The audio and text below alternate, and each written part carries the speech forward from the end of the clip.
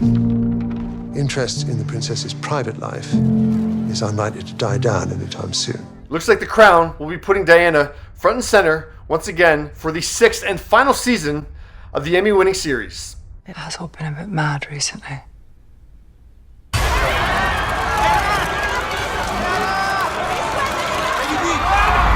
But The Crown creator and showrunner Peter Morgan makes it clear to Variety, oh God, we were never going to show the crash, never. And in that interview, Peter also admits, if it weren't for Elizabeth Debicki and Emma Corrin, Diana wouldn't be in the series at all. I sort of felt to myself, I'm prepared to write this show without Diana, if we can't find someone who I believe is Diana. I think I would have been paralysed writing for someone that I didn't believe could do it. And so I would have tried to reconfigure the whole show almost without a Diana, which seems now impossible. It also seemed like an impossible thing for Peter Morgan to decide when to end the series. He seemed to hum and ha a little bit if this was going to be the last season, if what year was going to actually end in, but no, it's all decided now. The crown is a symbol of permanence. It's something you are, not what you do. It's going to end the season. Some portion of our natural selves is always lost. We have all made sacrifices. It is not a choice. In a unique release strategy, they're releasing the first 4 episodes of the season on November 16th, and then the final 6 episodes on December 14th. And it's going to end in 2005. It is a duty. It was the cutoff to keep it historical, not journalistic. I think by stopping almost 20 years before the present day, it's dignified. This is going to be the biggest thing that any of us has ever seen. So that means we will see when William met Kate. Not only is when Harry met Meghan not on Peter's radar, neither was Harry. Haven't gone anywhere near him. I do little bits of dramatization of Harry, but mainly only in relationship to William. And Peter says he hasn't read Harry's book Spare and didn't watch the Colbert interview. You've got to have watched some of The Crown, right? People love it. Yes, I have actually watched The Crown. Oh, yeah. Well, the recent stuff or the older stuff? The older stuff and the more recent stuff. Yeah. Do you fact check it while you watch it?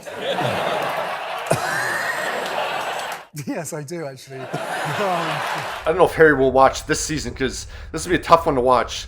And Peter says he has found a way to allude to the Queen's death, even though the show will end its story 17 years before her actual passing in September 2022.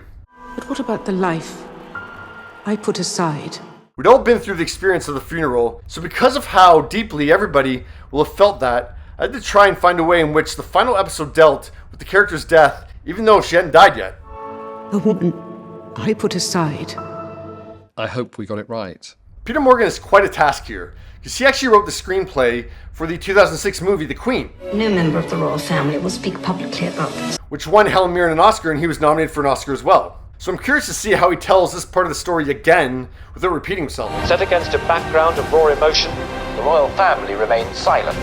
And I didn't realize that Helen Mirren playing Queen Elizabeth II again was actually part of his original pitch to Netflix for this series. Like, his original idea was that she would take over in season 5.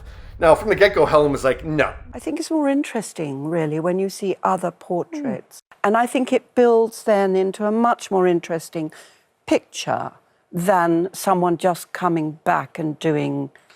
Do you see what I'm saying? Yes, absolutely. But they kept trying to convince her until time was running out, and they cast Imelda Staunton instead. What do people want from me?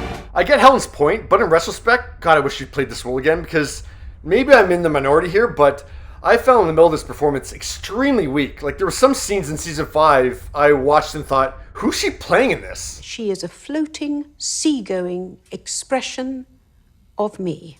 Like, I didn't see the Queen in anything that Imelda was doing on screen. It was a gift for the show that the national narrative, leaned towards Charles and Diana at that point. So the show went that way too, because, I don't think Imelda was carrying the show very well at all. And Elizabeth and Dominic West were fantastic in their roles. But heading into these final episodes after Diana's death, the show is going to focus on the Queen. For you to be mother to the nation. I'm just not sure Imelda's up to the challenge. She is a good actress, but I just don't think she's nailing this role. Maybe I'm in the minority here, let me know. But what are your thoughts going into the final season of The Crown?